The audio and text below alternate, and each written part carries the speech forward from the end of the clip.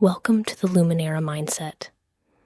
Chapter 26, Forgiving Your Younger Self.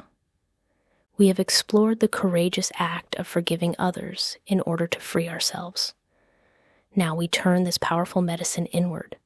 We will embark on what is often the most challenging and the most profoundly healing forgiveness journey of all. The journey of forgiving your younger self.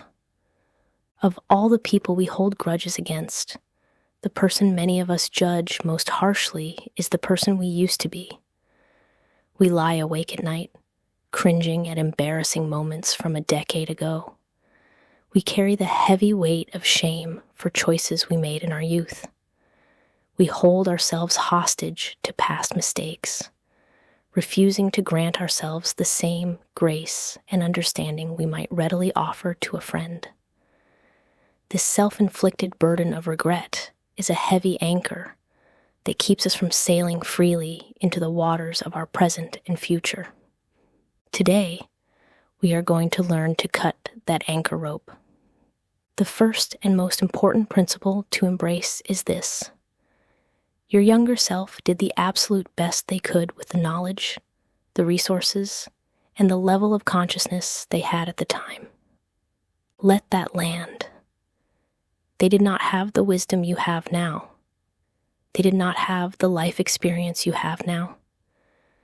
They were operating with a different set of tools, a different understanding of the world, and a different level of emotional maturity. To judge that past version of yourself by your present-day standards is not only unfair, it is illogical. You are blaming a child for not knowing how to do calculus. The path to self-forgiveness begins with cultivating empathy for the person you once were. Let's try a small exercise in perspective. Bring to mind a specific memory, a choice that you still carry shame or regret about. Now, instead of seeing it through your own eyes, I want you to visualize that younger you as a separate person. See yourself at that age. How old were you? What did you look like? Gently get curious about their world. What was going on in your life at that time? What pressures were you under? What were your deepest fears? What did you not yet know about life, about love, about yourself?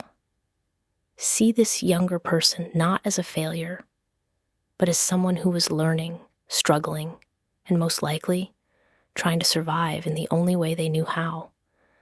From this more compassionate perspective, their choice might start to make a little more sense.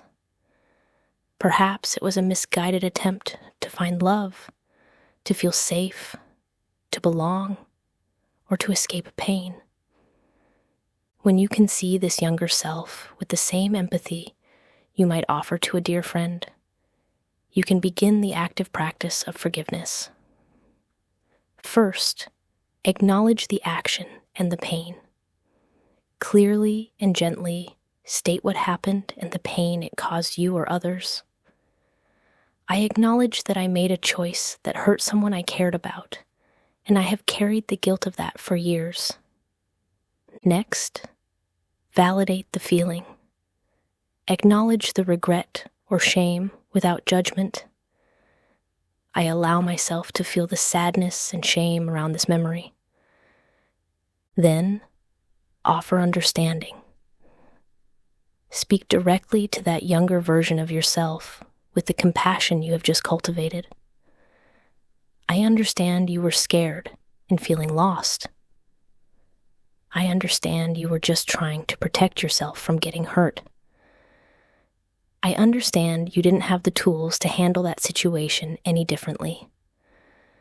Finally comes the release. This can be incredibly powerful when written down. I invite you to write a letter from your wise, present self to that younger version of you. In the letter, acknowledge their struggle, validate their experience, and then explicitly offer them your forgiveness. You can write the words, "I forgive you," "I release you," "You did the best you could," and "I am no longer going to punish you for it." When you forgive your younger self, you are not erasing the past. You are integrating it. You are collecting the fragmented, exiled parts of yourself and welcoming them back at home with love. You stop carrying the dead weight of who you were, which liberates an immense amount of energy to become who you are truly meant to be right now. You become whole. Welcome to the Luminara mindset. Your invitation this week is to write that letter. Choose one specific memory or period in your life where you have been holding on to self-blame. Write a short, compassionate letter from the you of today to the you of back then. You don't have to share it with anyone. The sacred act of writing it, of putting the words of forgiveness onto paper, is where the healing happens.